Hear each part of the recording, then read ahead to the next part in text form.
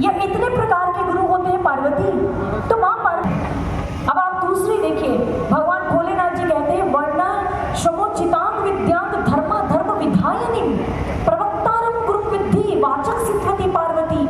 हे पार्वती, जो तुम्हें ग्रंथों के अनुसार घटनाएं सुनाएगा, जैसे संत आपको दृष्टांत सुनाते ना किसी भक्त की कहानी, कोई और घटना, जो मात्र शास्त्रों को पढ़ के हूबहू पढ़ के आपको सुना देगा, उसे आपके अंदर एक मोटिवेशन लेकर आएगा, एक प्रेरणा लेकर आएगा, बस उसका इतना ही काम है। और उसे वाचक गुरु कहा गया। जैसे आज के समय में मोटिवेशनल स्पीकर्स हैं, वो कहते हैं ऐसा करो, पॉजिटिव बनो, ये करो, लेकिन ये पॉजिटिविटी लेकर कैसे आए, ये कोई पूछने वाला होना चाहिए। बातों से सकारात्मकता जीवन में, स्थितियां, चक्रों में उलझना, ये सब वो कहते हैं उन्हें निषिद्ध गुरु की श्रेणी में रखा गया। ये भोलेनाथ कह रहे हैं। अब फिर भोलेनाथ जी ने कहा कि संसार टाल्यम संकट टाल्यम वैराग्य पथदर्शी या सगुरु विहिता प्रिय। हे प्रिय पार्वती, जो ये बताते हैं अपने प्रवचनों में आपको या शरण में आई जीव को कि संसार दुखों का घर है, एक दिन सबको जाना है, वैराग्य धारण करो, ऐसा करो, बातों से बनाना चाहते हैं, कहते हैं वो विहित गुरु की श्रेणी में आते हैं। फिर भगवान शिव ने कहा कि तत्वं स्यादि वाक्यानाम उपदेष्टा तो पार्वती स कारणाख्यो गुरु प्रोक्तो उपदेष्टा। उन्होंने कहा कि जो मात्र तत्वं स्यादि यानी कि तत्वमसि अहं शिवो ओम शिवो अहम, ये रटन करो, तुम शिव के रूप हो, तुम अंश हो, बस इसी का रटन करते रहो, तुम एक दिन भव से पार हो जाओगे, उन्हें कारणाख्य गुरु कहा गया है। मंत्र देने वाले, रिद्धि सिद्धि देने वाले, ये सब मोहन मारक वशीकरण की विद्या वाले, या बाहर से कथा ऐसे बस पढ़कर सुनाने वाले, देखिए इनको इस श्रेणी में रखा। और अंततः मां पार्वती जी से भगवान शिव ने कहा जला नाम सागरो राजा यथा भवती पार्वती गुरुणाम तत्र सर्वेषां परमो गुरुः। उन्होंने कहा जैसे सभी नदियों का मुखिया सागर होता है कि नहीं, सभी नदियां कहाँ जाती है, नदियों का जल सागर में जाएगा, वो सागर मुखिया है। भगवान शिव ने कहा ऐसे ही सूचक वाचक बोधक विशिष्ट निषिद्ध कारणाख्य विहित, इन सभी गुरुओं से ऊपर जो श्रेष्ठ है परम गुरु, उसकी शरण में जाना है, वही तुम्हें मेरा दर्शन करवा सकता है। अब मां पार्वती जी ने बड़ा मार्के का प्रश्न दिया, तो परम गुरु की व्याख्या भी बताइए, उनकी परिभाषा बताइए भोलेनाथ। तो भगवान महादेव जी ने कहा अखंडे रस ब्रह्म नित्य मुक्तम निरामयम स्वस्मिन् संदर्शितम येन भवेदस्य देशिकः। यानी कि जो ईश्वर अखंड है, प्रकाश रूप में, ज्योति रूप में हम सभी के अंदर स्थित है, और जो उस प्रकाश का दर्शन करवाए दीक्षा के समय, उसी समय तत्क्षण हे पार्वती को परम गुरु है और उसी की शरण में जाना है और किसी की शरण में नहीं जाना। ये भगवान भोलेनाथ जी हमें बता रहे हैं। ये है दिव्य गुरु, आध्यात्मिक महापुरुष, इन्हें कहते हैं ब्रह्मनिष्ठ गुरु। और इसीलिए कबीर जी ने कहा जब तक गुरु मिले ना साचा 10-20 या करो 50, जब तक दर्शन करवाने वाला गुरु नहीं मिला, भी माला पे हो, मंत्र पे हो, नहीं, ये जीवन का उद्देश्य नहीं है। वो गुरु आपको आपके मानव शरीर रूपी मंदिर में लेकर जाएगा। और कबीर जी कहते हैं जो दर्शन करवाए उसके पास जाओ, चाहे 50 बार गुरु बदलना पड़े, कोई पाप नहीं लगता। और फिर कबीर जी ने कहा, उन्होंने कहा जो गुरु ते भ्रम ना मिटे भ्रांति ना जिसकी जाए, सो गुरु झूठा जानिए त्यागत देर ना लाए, पानी पीजे छानी के गुरु कीजे जानी के, और बिना विचारे गुरु करे परे निशन। उन्होंने कहा कि आज देखिए फिल्टर वाटर पीने का जमाना है ना, पानी छान कर पीते हैं, तो कहते गुरु भी जानकर करो, शास्त्र की कसौटी लेकर निकलो। हमें बहुत सारे लोग मिलते हैं और कहते हैं कि आज संतों ने दुकानें बनाई है जी, आज वो बिजनेस कर रहे हैं भक्ति और धर्म के नाम पर, ईश्वर के नाम पर। सज्जनों, क्या ईश्वर को बेचा जा सकता है या उसे कोई खरीद सकता है? कभी नहीं, वो तो श्रद्धा और भावना का विषय है। और आप लोग अपनी भौतिक इच्छा लेकर जाते हैं ऐसे संतों के पास और आपकी श्रद्धाएं लूट ली जाती हैं, आपको मूर्ख बना दिया जाता है, आपको पता भी नहीं चलता इतनी आसानी से। क्यों? क्योंकि आपके पास शास्त्र की कसौटी नहीं है। और दिव्य ज्योति जागृति संस्थान आपको इस कथा के माध्यम से वही कसौटी दे रहा है। इस कसौटी को लेकर निकलिए कहीं भी कि गुरु जो है वो दर्शन करवाते हैं, ये बारंबार बताया गया। ये कसौटी लेकर निकलेंगे तो श्रद्धा नहीं लूटी जाएगी, ठगे नहीं जाएंगे। और आज के समय में क्या होता है, चले जाते हैं हम किसी के पास और वो कहते हैं कि भाई एक्शन के शूज पहनो, कृपा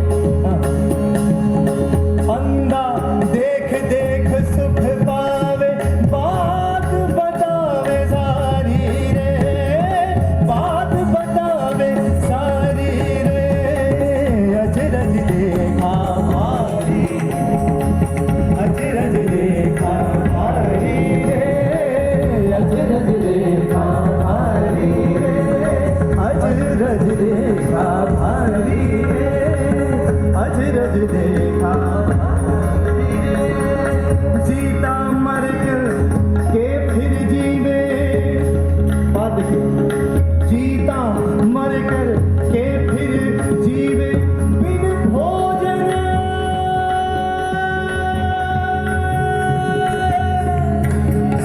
बिना भोजन बिना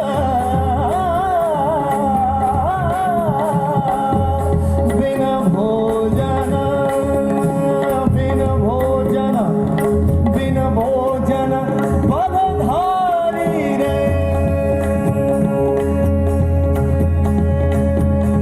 आए गुरु गोविंद दो खड़े कागे लागू पाए। गुरु गोविंद दो खड़े कागे लागू पाए। बलिहारी गुरु आपने बलिहारी गुरु आपने जिन गोविंद दियो मिलाए। जिन गोविंद दियो मिलाए। जिन गोविंद दियो मिलाए। जिन गोविंद दियो मिलाए। जिन गोविंद दियो मिलाए। जिन गोविंद दियो मिलाए। गोविंद दियो मिलाए। गोविंद दियो मिलाए। जिन गोविंद दियो मिलाए। गोविंद दियो मिलाए। गोविंद दियो मिलाए। गोविंद दियो मिलाए। गोविंद दियो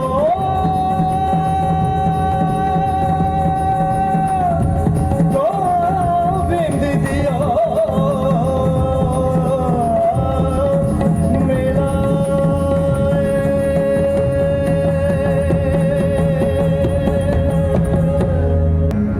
तो उन्होंने देखा कि नंद बाबा दिखाई नहीं दे रहे, तो अपनी यशोदा मैया से पूछा कि भैया बाबा कहाँ है। उन्होंने कहा बेटा वो किसी कार्य के लिए लगे हुए हैं गांव में, वहां चले जाओ।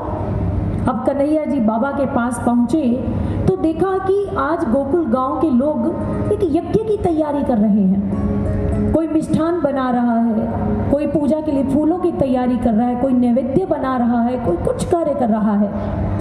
और नन्हे से बालक है श्री कृष्ण, और उन्होंने अपने बाबा से पूछा कि बाबा क्या होने वाला है गांव में, ये इतनी चहल पहल क्यों है। उन्होंने कहा बेटा क्योंकि लल्ला का ना आज इंद्र जी का यज्ञ यहाँ पर होगा, इंद्र पूजन किया जाएगा। तो बाबा इंद्र पूजन क्यों करते हैं, छोटे से बालक हैं, लेकिन जिज्ञासा देखिए कितनी शुभ है कि क्यों किया जाता है। तो गांव के लोग और खड़े थे, एक उपनंद काका थे, उन्होंने कहा कि कन्हैया मैं बताता हूँ तुम्हें, क्योंकि इंद्र जी जो हैं वो वृष्टि के देवता हैं, वो जल देते हैं और उस जल से हमारे गोकुल का कार्य चलता है। हमारी गौ मैया उस जल को पीती है और हमारी फसलें होती हैं, वनस्पति जगत होता है उस जल के कारण, इसलिए इंद्र महाराज का पूजन किया जाता है। ये हमारी प्राचीन परंपरा है गांव की, हम उनका यज्ञ करते हैं, पूजन करते हैं। भगवान श्री कृष्ण जी ने कहा अच्छा ये बताइए, मान लीजिए आप इस बार उनका यज्ञ और पूजन ना करें तो क्या होगा। क्या होगा, अरे इंद्र भगवान हम पर क्रोधित हो जाएंगे, उनके कोप का हमें भाजन बनना पड़ेगा।